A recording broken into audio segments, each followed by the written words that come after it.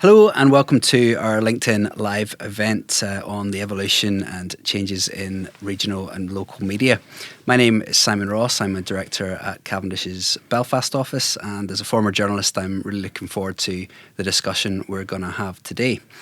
With me in the studio, I have Chris Sherrard, the editor of one of our most established media titles, The Irish News, and Carol Jordan, who's a content editor at UTV and also has a long list of experience working for the media in London as well. So welcome both of you. Thank you very much. Thanks for joining me.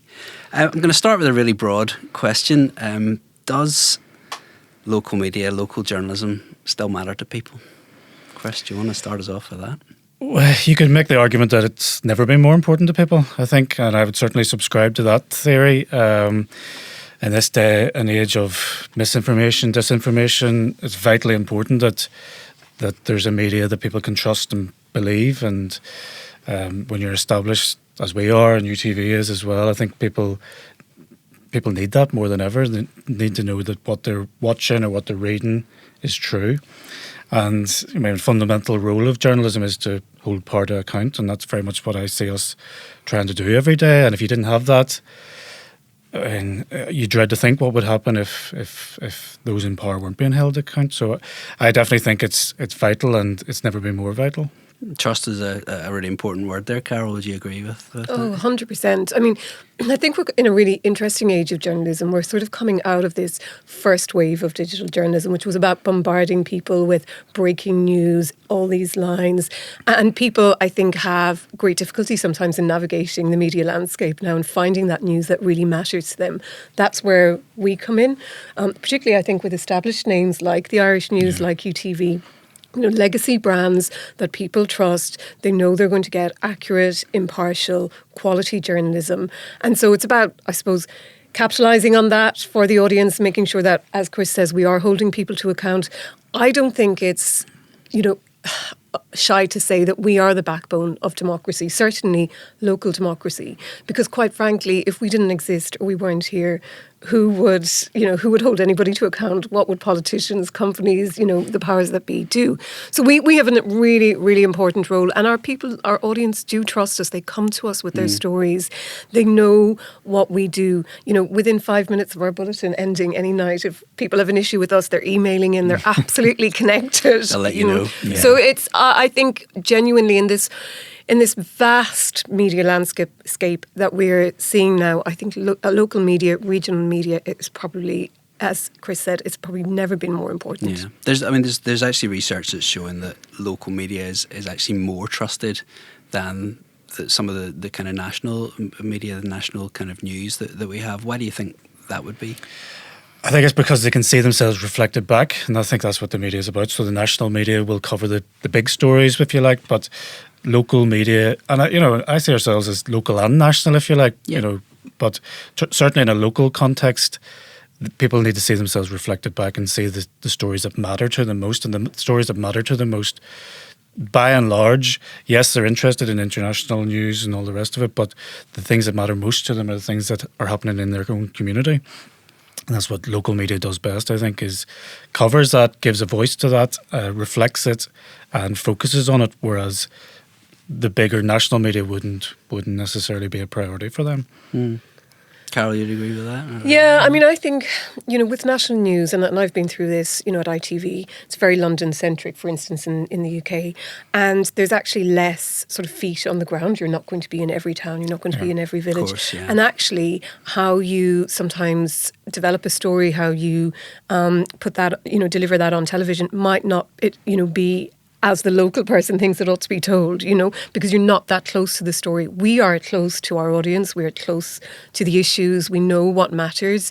And also people can call us out, right, if we get it wrong. Which they certainly can, we're not shy about. Yeah. So, which is a great thing, actually, so it keeps us responsible as well.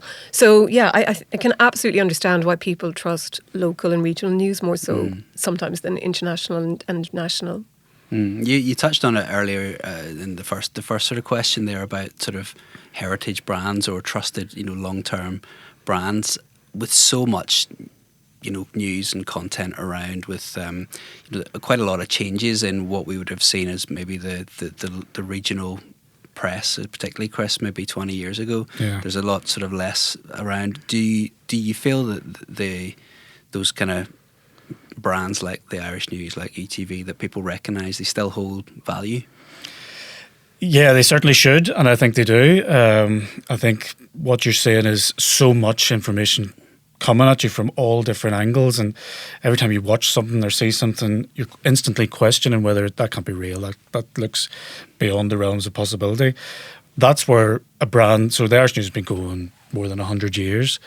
That's where it comes into its own, I think, is the fact that when people see something, if they read it in the Irish News in print, or whether they see it on our TikTok channel, they believe it, they know it's true. They know that it's going to be well researched, it's going to be stood up, we're going to go through the usual processes that we would with any story.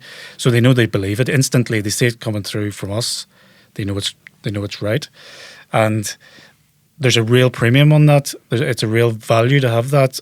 And that's why I've a lot of confidence in the sustainability of our brand, because it's come this far because of that reputation. It's been built up over those years, and that will carry us through as well if we stay true to the values that have got us to where we are. So yeah, it's you can't put a price on how important it is to be trusted, and that's what we have. And I'm standing on many shoulders in the role that I am in now, but you feel those people who built that brand up, and it's on us to maintain that. But the reward for that is the audience comes with you because they believe you and they know that you're telling them things that are true. Yeah. How do you feel that, I mean, we've mentioned a few times about sort of online and so much news that everyone consumes now is online. How has that changed how you approach news journalism? Carol, maybe you could give me a view on that. It's created a lot more work, that's for sure. I think traditionally, if you were a journalist, when I started out, you were either a TV journalist, broadcast, or you were radio, or you were paper or digital. You kind of knew what your product was, and you stuck at it and whatever. Nowadays, I think, we're seeing, this fragmentation of the audience. So the audience is in different places. So it's not so much that you're digital first anymore. I think you're audience first, and you're trying to be where your audience is. And as Chris can probably elaborate on, you're trying to figure out where that revenue stream is going to come from.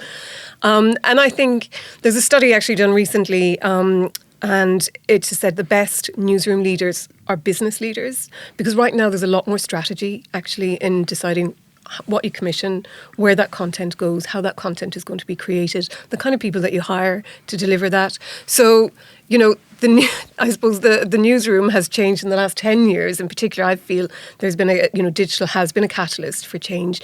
And now we're all multi-platform and we're working towards different audiences. And yeah, it's a challenge. But actually, I think there's sort of more of an emphasis on original journalism now as well, distinguishing yourself from the rest of from other platforms and other outlets. So for me, that's like quite an optimistic place to be.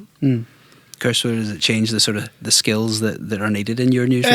Yes and no. Obviously, you need specialist skills but that's around distribution of the content. Sure. The content, news gathering, storytelling. I mean, those are the same skills, if you like, as when I was starting out 25 years ago in a local newspaper. You still had to find the story, stand up the story, interview the right people for it, write the story, get the right intro for the story. You still have to tell those stories in the same way. So those skills haven't changed. The biggest change has been the pace that's required. You don't have time now. You really don't have, because you're competing for people's attentions, and you're competing with your direct competitors as well to get the stories in front of people first or as quickly as possible. So the pace is the biggest change. Yeah. But it's not just about pace, it's about accuracy as well. So there's no point being first with a story if you're wrong. So you still have to go through the usual processes that you would always go through. But there's no doubt that there's a machine that needs fed, or there's that sense of a machine that needs fed. But what I would never expect our journalists to do is to cut corners in order to be quick with a story or be fast or be first.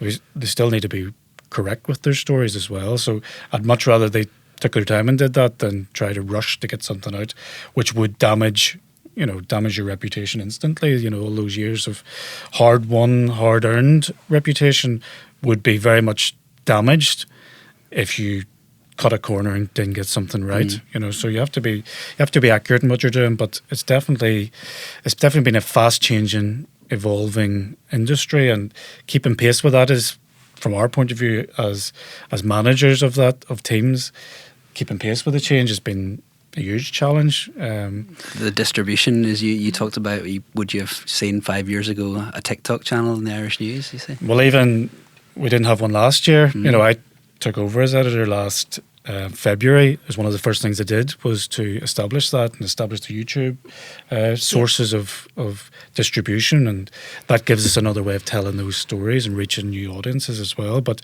yeah, it's something you just have to keep pace with, and you're never sitting with your feet up either. You're always looking at, right, what's next and what do we need to be buying into, but it's more about reflecting the audience and where they expect to be finding things out. So we need to be keeping pace with that, and that's the thing that keeps us all awake at night. It's really interesting. I was up in Ulster Uni actually a couple of weeks ago, giving a talk to their journalism students, and I was really interested to know kind of what they were training them towards, or where the students themselves were leaning towards. And they said, actually, we don't talk about platforms. We don't talk about, digital versus social. We teach the core skills of journalism. So we teach them to newsgather. We teach them about accuracy, impartiality, all of that. And then they go out into the world, and of course they find whatever, wherever they go. But I thought that was really interesting, that actually they're almost backing away from going down a specific avenue, but just teaching the journalistic principles. It's very heartening, that as well. Like I said, when I started out in a local newspaper, the skills now should be very similar. Yes, there's going to be specialisms required in terms of video or audio or distribution of the content and knowing where to find the audience. But at the core for a journalist, it should be what's a story, how do you tell that story, and that's the biggest change probably, is how we tell the stories. But it all comes back. I mean, there's no point having something that's not worth anybody's attention, whether it's in a newspaper or whether it's on a video, just because you need to tick a box, because no one's going to read that in print or watch the video. It all comes back to the content being right. If you get the content right, it's got half a chance. I wonder, like, technology is obviously, or the digital side of evolution, is sometimes just seen through a very negative lens, I think, because it has, we've seen newsrooms shrink, we've seen some titles and different places go under even. But I'm wondering on the positive side of it, you've much more analytics now. You can see probably very quickly what sort of stories are resonating with people, what people are interested in. How does that help the decision-making process for you guys when you're sitting in the morning going, what are we covering today? My view of analytics is, you go down rabbit holes with analytics. You can get any level of detail that you like, obviously, which is great. You can use that, but there's a balance to strike with it. It can guide you, but equally, there still has to be a pretty significant element of editorial decision making around things. Because otherwise you get to the point where you're just doing things that are popular, rather than doing the things that are important to do. So, and very much for the Irish News as we are, we can't just chase the clicks and chase the numbers, because then we'd be looking away from all the things that make the Irish News so good and telling the stories. We would stop telling those stories that people need us to tell. And what we talked about earlier about holding power to account. Well, what if we did a story holding power to account, which was absolutely the right thing to do, but very few people read it? If I'm then following the analytics to the nth degree, we'd stop doing those stories, which would be very much the wrong thing to be doing. So yes, you use it in the right ways, and it's very instructful and insightful, but equally it doesn't tell me what to put on the front page tomorrow. Doesn't tell me what I should be leading with and what other elements should be on the front page. That is ultimately up to me to make those decisions on, but I'm basing it on lots of factors, but it comes down to your understanding of the readers. It's just one element of the process. It's not above anything else. It's always been the thing with a newspaper. It doesn't have a hotspot on a newspaper that you could just see, well, they read page 3, they flicked past page 5. You can't get that level of detail. So ultimately that is a editorial decision making that is required. Digitally, yes, it'll tell you. I know what we can put top of the site because that's what people are reading at the minute. Sure. I know what to take off the homepage because no one's reading it. You can use it to guide you in that sense. You're creating the best user experience, but equally, it only takes you so far. So you still need to have, you still need to be doing the right things and following your own judgment. And I think from our perspective, working for a company where we have very different forms of output, there's actually a massive risk factor in being a slave to the analytics, because I think sometimes we homogenize the audience like they're just one group of people. Sure. Well, actually, you have got different audiences coexisting with, so your digital audience will be very different to your television audience. So looking at something that's performed well on digital and thinking that it's going to do the same on television often doesn't actually coincide. It's just a fallacy. So it's about understanding those analytics as well and what they actually pertain to. So it's but I absolutely agree. If we do a story holding a health trust to account, mightn't do amazingly well, but it's what we're here for. It's important. Yeah, and obviously the sweet spot is when you do the right things and the right stories and everybody reads it, Yeah. and it does great and it lights up all your analytics. That's brilliant. And we do see that quite a bit, which is very encouraging to see. Our audience, I've always thought of that, even as a reader, I always thought of the Irish News audience as pretty clued in, pretty switched on, and they do care about these stories. And it's very heartening to see those stories when you do them take off. It's very, very good. But equally, like I say, I wouldn't stop doing them if one didn't do well and the analytics weren't great. I wouldn't stop doing it. We'd still keep doing the right stories. So you just have to strike the balance and be careful about the balance. Yeah. I'm interested in what you said there, Carol, just sort of thinking visually, what's going to work on TV versus what's going to work in a newspaper versus what's going to work on your social channels. How different can that be from day to day? It can be really different, and it will continue to be different, and I think it will continue to evolve. So video is having a moment now. We know that. So we know video output is key to any of our platforms, be it social or website. It's about getting the strongest video that we have out on that. And that will continue to evolve, I think. But I guess the question, particularly I think probably for people like Chris, is like, and you've sort of said it, keeping your eye on what's coming down the road. So, what's coming up, because the audience will migrate. Facebook was huge, 10 years ago. That audience has absolutely evaporated now. So it's about what actually works according to where your audience is going to go. And that's why I talk about this audience first strategy rather than, say, a digital first strategy. Is you're essentially trying to meet your audience where they are and figuring out what works for them. For the next couple of years, probably 5 years to 10 years probably will be video, but who knows on which platform? Exactly, yeah, platforms. Yeah, and you have to be multi-platform now, so you have to be able to serve the audience in different ways in different places. So, for example, the Irish presidential election, Catherine Connolly's wins the vote.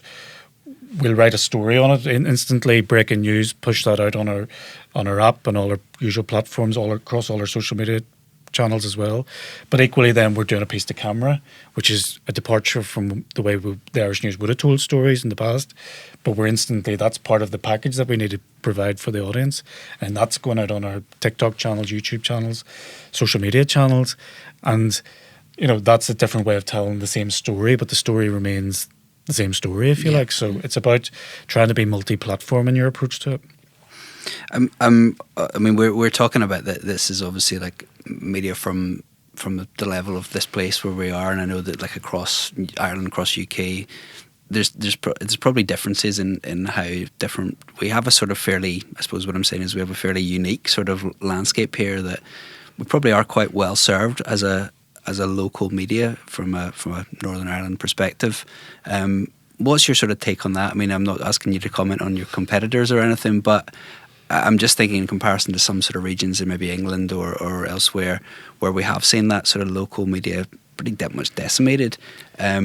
We retain a sort of a much more healthy sort of media pool, I suppose. It's extremely competitive, for eyeball. That's what I mentioned it earlier. The fact that yes, you've got in terms of print, you've got 3 legacy titles in the Irish News, the newsletter, and the Belfast Telegraph. You've also got the likes of the Daily Mirror, which does a local edition. The Sun would do a local edition. That's just in print. Then you go online. There's digital only platforms that we all know about. There's TV. There's radio that covers news. So that you're competing with all of them. Never mind emerging standalone individual brands on TikTok, for example, that people increasingly connect with. So we're very well served. Obviously, resource gets tighter and harder to find, and that produces its own challenges that you need to navigate a pathway around. But it's always been very competitive, and it's that hasn't lessened. You've also got regional press, which has fallen away quite significantly in terms of print performance, but they all have social media presences. They all have websites that they are serving to different degrees. So the competition for people to read or see your stories or consume your content has never been greater, and I can't see that changing really. This probably speaks to the answer you both gave at the start about kind of that people respond to. Yeah, but I think there's something unique about here as well, which is that people are just so engaged with news. I think on a level that certainly I haven't seen in other parts of the UK. Maybe it's a post-conflict thing. Maybe it's news was very important. It was a massively important part of people's lives. Sure. And perhaps it's a legacy of that. But it's amazing when you see viewing figures every night. How many people continue to tune in. UTV has bucked the trend of a lot of other broadcasters who have seen their audience fall away, particularly for the TV part of side of things. So, I think we're sort of uniquely positioned as well in terms of having an audience which is massively connected to us. Mm. There's a real loyalty as well. Mm. So the ABC figures for print, whenever I obviously look at those, sure. As most people probably don't look at those, but I do. And not just because we're sitting number one in that league table. It's very interesting to see that there's not an English title at all over 10,000 sales per day, right, in terms of the regional dailies, and we're sitting over 20,000, and the next two are Scottish titles. So we have a real loyalty that's attached to that, and that's why, yes, all these emerging platforms and all the rest of it, but I still need to have a real focus on the newspaper every day, because there's a lot of people still loyally go out and buy the Irish News every single day, which is very encouraging to see as well. It gives us a lot of mileage left in that particular road. Definitely. But that loyalty, there's that attachment that I see it reflected online as well. Our audience is, pretty robustly strong. We're not getting big peaks and troughs. It's consistent. It's consistent from month to month and growing, thankfully as well. But it's there's a real loyalty and there's an attachment from the audience to the brand, which you probably don't get with all brands, but we certainly have that with the Irish News. I'm sure you have that with UTV as well. People feel that it's part of their daily lives, and it's a responsibility we have to take seriously. I'm interested what you sort of alluded to there about kind of people setting themselves up, that kind of rise of independent journalism, if you want to call it that. It's definitely a trend at the moment. I mean, how do you see that sitting alongside what you guys do in the kind of more established media? I think it has its place if you use it right, but it's fed by the algorithms as well. Mm-hmm. By and large, the algorithms are promoting individual brands, probably more so than collective brands like our own. So the challenge is to find a way to surf those waves, if you like, but equally I'm sort of cynical about them. Maybe I'm cynical about these individuals. You see them promoting things and selling things. That's not the role of a journalist. A journalist isn't here to sell anything. The journalist is here to tell stories and, like I say, hold part of account and do all the things that we're good at doing. I think if we get to the point where people start mistrusting what we're putting out, then that's obviously a challenge. So you have to be very careful about it. But yes, there's opportunities within that. There are definitely people who have maybe been part of news organisations or who are now on their own. There may be Substacks and other kind of like formats where they are adding value. They are still creating stories. You mentioned Substack to me earlier, Carol. How do you sort of see that playing out? Is it just in one way it's great to know that when I'm on the scrap heap there might be I might be able to start the Substack, I put myself up on YouTube. I think first of all I actually personally know a couple of CNN journalists who've left massive brands like CNN and have gone on Substack or something similar because they feel they want to put out original independent journalism. If you look at Piers Morgan, for instance, one of the sort of biggest shows on YouTube at the moment, left a couple of legacy brands. Yeah. Took them to, quite a few. Not always their choice either, yeah. But, is doing pretty well in that space. In a way, I think there's a real dichotomy between, as you say, like what's a media personality and what's a journalist. And I think there is a massive difference, actually.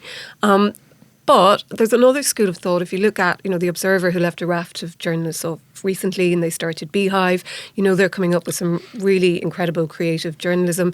So there's no reason that, that sort of challenge that's created by people like that can actually sort of help us. We can be challenged by that. We can up our game to match that sort of wave. You can coexist. Coexist and be competitive.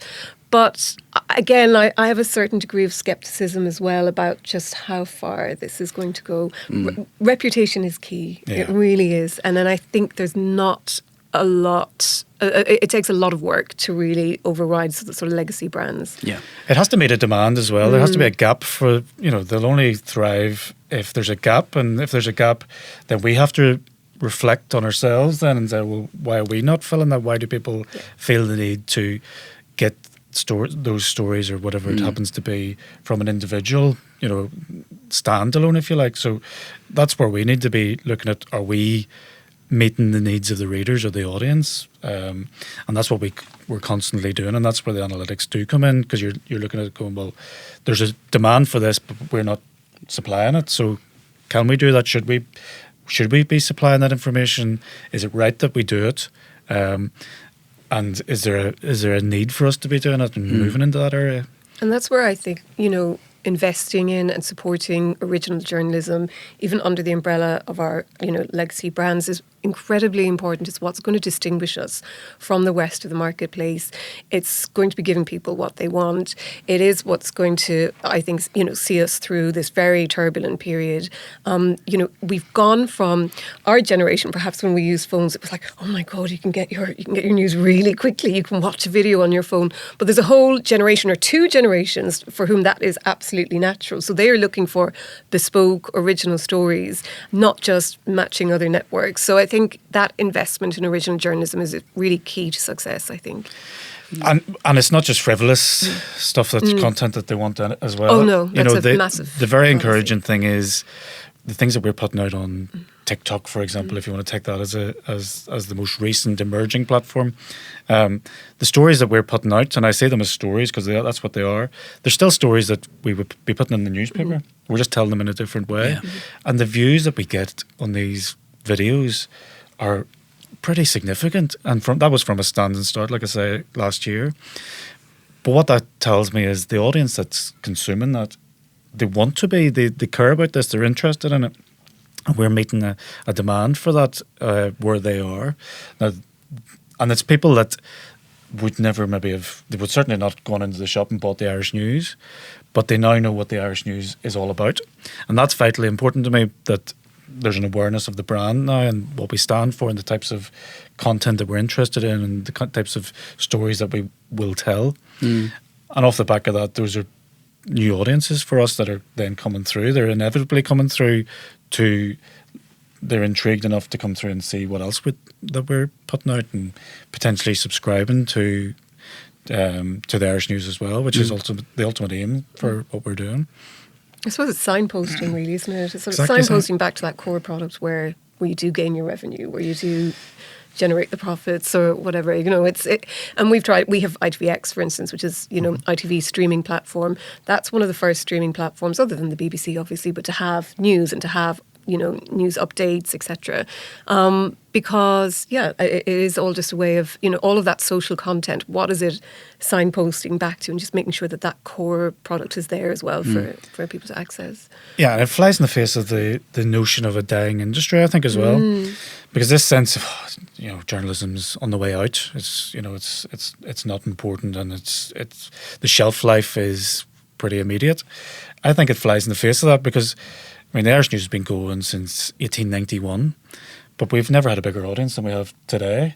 And I'd like to think tomorrow we'll have an even bigger audience. We're reaching more people. More people know about the Irish News. More people are consuming Irish News content.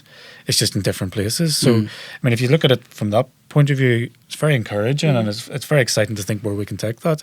The fact that we're not dying. We're actually growing, and we're growing in different ways, and we're alert to the change that the industry's going through as well. So you view the future with a degree of optimism amid those obvious challenges then, Chris? I think you have to, but it's not blind optimism. I'm aware that we're selling fewer newspapers than we were a year ago, 2 years ago. That curve is going down. There's nobody bucking that trend in terms of print. But it speaks to lots of factors that. But you have to look at it as a collective. I think the audience. You have to look at. Are people still reading Irish news stories in different ways? Are they still seeing Irish news stories? Yes, they are, and in greater volume as well. So, yeah, I think I'm very optimistic and genuinely optimistic about it as well. I think it's a brand that has come so far in a long period of time, but that gives me a massive platform to kick on from then as well. I would say it's also the integrity of journalism has never been more important. So people are looking for news, but they are looking for quality news. And I think we've gone through that sort of period of Trumpism and, many outlets sort of being very polarised and leaning right, leaning left. And I think from that, within that, people have veered back towards legacy brands, journalism that they can trust. So that issue of trust and also that issue of quality is really, really important. I don't think it's ever been more important, actually. And so that's our job, is to keep those standards up.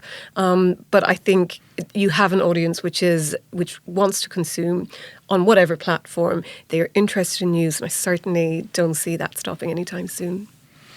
Yeah, and you're absolutely right, I think, and feeding into that is the independence as well. So we are an independent company, so I'm not being dictated to by billionaire owners who dictating the editorial stance that we need to take, which is a problem, I think, across the board, and it's been an increasing problem over many years. But you look at, Jeff Bezos owns the Washington Post, and the Washington Post's tagline is "Democracy dies in darkness." There's a confliction there because, a billionaire owner who's very close to the president happens to own that paper, and it's inevitable that his imprint is going to be on it. I'm very fortunate that the Irish News is an independent company, family-owned company. So nobody's coming to me and telling me you can't cover this or you should be covering that. So that gives us a lot of ground to cover and a lot of space that we can move into as well. Yeah, it's really nothing's off the table when it comes to whether we should cover it or not. When you look globally, that is such a massive issue, isn't it? That we're still going to probably got a long road to run on where that goes to. And yeah. It provides opportunity, though, as well. It provides opportunity for us, definitely. I think, coming back to that core element of trust, you look at some of the titles, maybe some of the English titles, and you know who owns them and you know what the background of those owners are, and you just instantly mistrust it. I think you sort of go, there's a slant being put on this, whereas the titles that I think there's no slant, and it's quite clear there's no slant, they're covering the stories that are the right stories to cover. I think, yes, there's that provides lots of opportunity there. Carol, I was just interested on one sort of other area with your experience of working, for some of those kind of for ITV and CNN and others in London. I'm always interested talking about a kind of a regional media. Like there would have been a time, I suppose, when the only stories you would have heard out of this part of the world on a UK national sort of broadcaster would have been something to do with conflict, troubles, something like that. I noticed every now and then there is something that breaks through, like the story about Lough Neagh and the blue-green algae and things like that over the summer. When does this place come on the radar, or how does a local story to us that matters to us kind of go bigger? The politics of Northern Ireland, absolutely. The conflict, the troubles. They were the only times that I was ever sent to Northern Ireland in those first few years. Shooting of PC Carroll, other sort of incidents that we had over the years. But now I think there's a really, I suppose it's changing on a national level at least. I think international is still very difficult for Northern Ireland to break through. But on a national level, you're right, things like Lough Neagh, which are ostensibly very good picture stories, and that's why they break through, especially on a television side of things. But for instance, I was thinking about this. We did 2 years ago, actually, this month, we did a special program on people who were traveling to Turkey for weight loss surgery. And we got that onto national, and I guess it was the universality of that issue, and they actually have gone on to do amazing work on that issue. So it's trying to find, I think, a lot of those social issues there's a commonality between all of us. That is probably, they're the stories which really travel. And there will be moments like Soldier F, which will pique National's interests. But generally, it's just trying to find those stories which travel sort of right around these aisles. When I was at CNN, it was a good example of that. Every commission that we made, we said had to be as relevant to Sven in Sweden as it would be to Sanjay in India. So in a way, I'm quite used to thinking about stories that might work for different audiences. The human element is the common It is thing, always the human element, and that's and I think that's great. We tell some really strong stories in that space. I think it's different in print. I certainly see a real lack of interest from the print titles, the London newspapers, if you like, be that in print or be that on their websites and their apps or whatever you like. Very little local, as in stories from here that you ever see on it. There could be a major story breaking here. Very rarely is it picked up. But I have a theory about that, actually. Again, from my time in London, actually newsrooms are very young. In particular, a lot of the newspaper newsrooms or the digital newsrooms are quite young. There's not a sense so much of Northern Ireland and its history and what its place within the UK. And I think our stories sometimes don't resonate with them, with those younger members of staff as they would have, say, 15, 20 years ago. Because there are a lot of nuances with what we cover here, and sometimes it's just not immediately sort of obvious to them. So Lough Neagh will travel every single day because it's got that great picture. Everybody understands what pollution is. But try starting to think about, the assembly coming back, or, Yeah. it's just, it's completely lost. Yeah, but there's stories that if there's a triple murder in Enniskillen, they're not going to cover that. But if there's a triple murder in Coventry or Essex or something, it's going to be wall-to-wall coverage. So there's definitely that lack of interest. We benefit from that because we've an audience that comes to us from all over the world, quite frankly, and you probably, I'm sure you do have the same. So, that's opportunity for us. They know that we're covering it, but there's definitely this lack of interest, I would say, and it's been there for a while. I suppose it goes back to the first point about importance of regional journalism. Yeah. It does indeed. It brings us back round to finish, I suppose, just as a final sort of thought then. You've both touched on I guess both the challenges and the opportunities that exist across different types of media. But if you're looking sort of ahead, like one sort of final thought to think of, Chris, on like what's the big thing coming down the line, the big changes that you're looking at, or the big opportunities? Well, if I knew what the big thing coming down the line is, I would get on board and be very rich off the back of it.